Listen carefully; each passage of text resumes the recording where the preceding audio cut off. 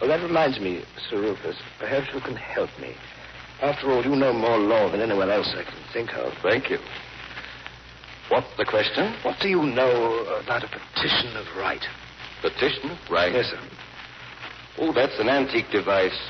If a subject approach the throne with a petition of right, and the king consent to write across it, let right be done.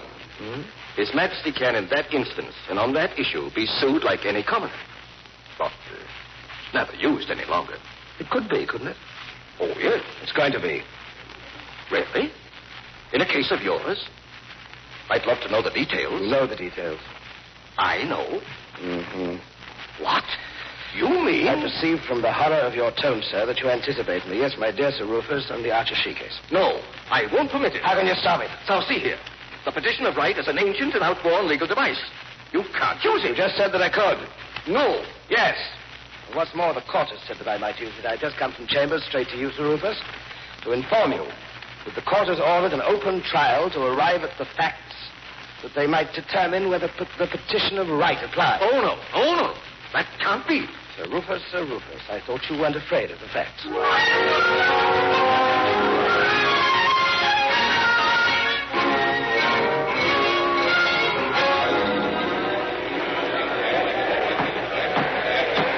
The court will come to order. Gentlemen, we are here to determine whether a petition of right applies to the case of George Archer-Shee, a former cadet dismissed from the Royal Naval College at Osborne. Sir Rufus Isaac is here for the Admiralty. Sir Edward Carson for Mr. Archer-Shee. Gentlemen, you may state your cases and proceed with the calling of witnesses. Sir Rufus. May it please the court, I have no case to state. Only one witness to call, really. If it be agreed by Sir Edward that there was a postal order stolen and that it was cashed. I agree, sir. Thank you. Will Miss Anna Tucker please state the facts? Yes, sir. Miss Tucker, what is your work? I'm chief postal clerk in the post office at Osborne. On November the 8th, 1908, a postal order for 5 shillings in the name of Cadet Terence Back was cashed in your post office. Which clerk cashed it? I did, sir. Was it a cadet who presented that postal order to you? Yes, sir. We all know now that it was not presented by Cadet Terence Back, to whom the postal order was made out. Have you any way, Miss Tucker, of knowing just which cadet cashed the order? Yes, sir. Will you please tell the court about it? Yes, sir. There were 2 cadets came to my window that day, one to buy a 15 and 6penny postal order, the other to buy 2, totaling 14 and 9pence. It was one of them who cashed the stolen order. Which one? The one who bought the postal order for 15 and 6. And which one was that? My records could answer that question. You have your records here? Yes, sir. Would you read from them, please? Yes, sir. Just a minute. Here it is. November 8, 1908. Postal order for 15 and 6. Issue to Cadet George Archer-Shee. Order.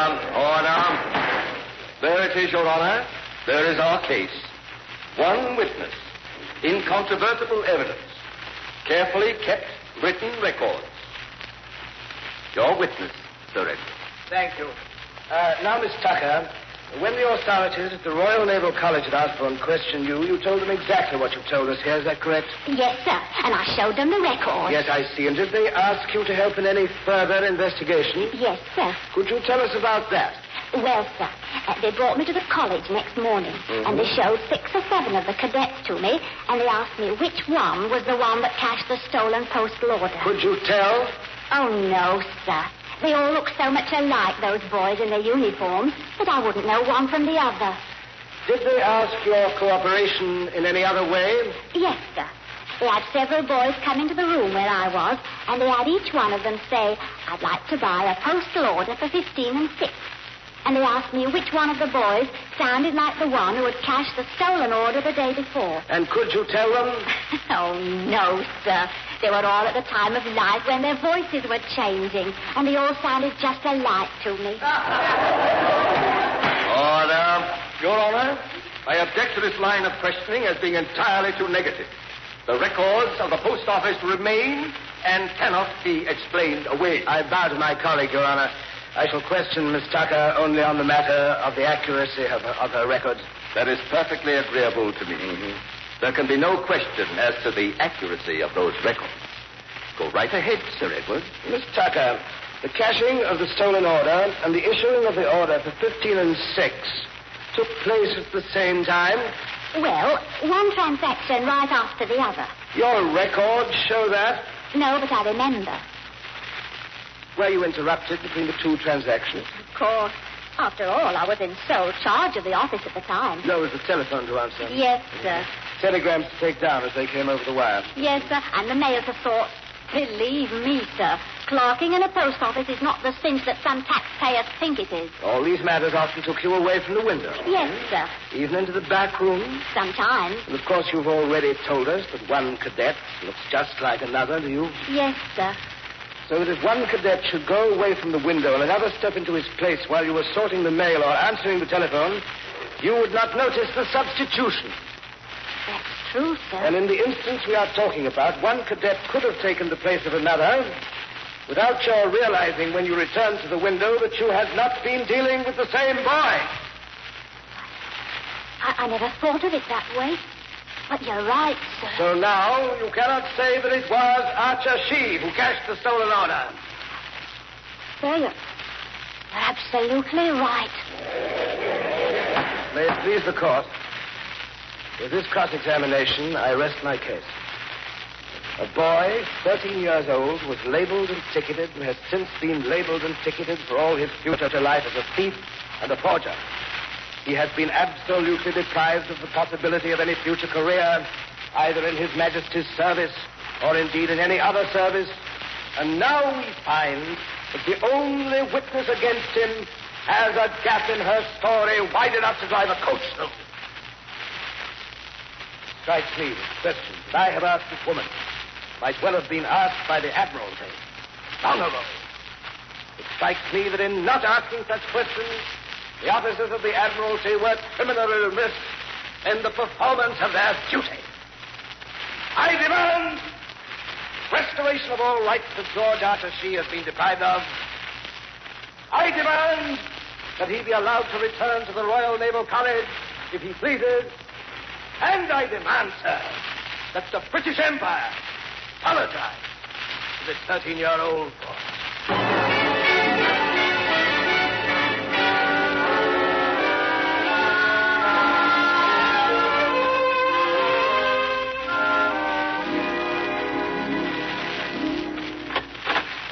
Well, George. My father told me how the case came out, sir. Yes? I came to thank you. So right, my boy, were you anxious? No, sir. I knew that when the case got to court, the truth would come out. Apparently you didn't worry over your own case as much as I did, but you might be right, my boy. You know, you can say this for the English courts. They give you a hearing. They give you a trial, and the whole legal system in this country is organized with a view to getting at the truth. That's a mighty fine thing in the kind of world we live in, George. It's a mighty fine country that sets up such a court. And that's why you were very wise to want to fight for such a country. God bless you.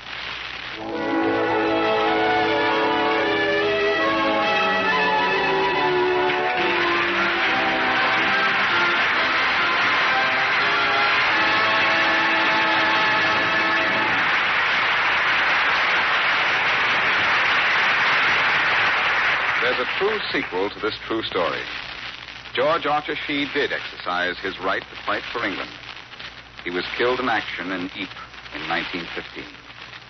Thank you, Charles Lawton, for bringing us a great story of liberty. You know, Dick, liberty isn't the only ingredient in life. There are other things that go along with it. You know, I believe that you Americans have something to say about, life, liberty, and the pursuit of happiness. Indeed, we have, Mr. Lawton. And there's something very interesting on that subject in a recent issue of Reader's Digest. Oh, I remember that one. The piece points out that there was never a time when so much official effort was being expended to produce happiness, and probably never a time when so little attention was paid by the individual to creating the personal qualities that make for happiness. Exactly. And of all those who've tried down through the ages to outline a program for happiness, few have succeeded so well as William Henry Channing, chaplain of the House of Representatives in the middle of the last century. He said, "To live content with small means seek elegance rather than luxury, and refinement rather than passion. To be worthy, not respectable, and wealthy, not rich. To study hard, think quietly, talk gently, act frankly.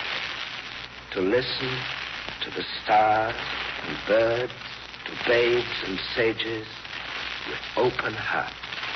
To bear all cheerfully, do all bravely, await occasions, hurry never. In a word, to let the spiritual, unbidden, and unconscious grow up through the common.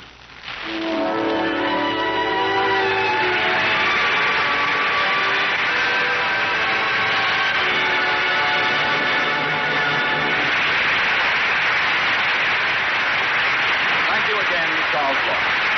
This is Tom Shirley speaking for the makers of Hallmark greeting cards and reminding you that it takes only a few minutes to remember your friends with distinctive Hallmark greeting cards. Always be sure to look in the back of the card you choose for the identifying words, a Hallmark card. For over a third of a century, these words, a Hallmark card, have meant expert craftsmanship, excellence in greeting cards. And for excellence in entertainment, ladies and gentlemen, you're cordially invited to be with us again next week at this same time for another outstanding dramatic program brought to you by the makers of Hallmark greeting cards, America's favorite greeting cards. We have a wonderful story for you, Doc Brackett by Damon Runyon, and a wonderful guy to play it, Pat O'Brien.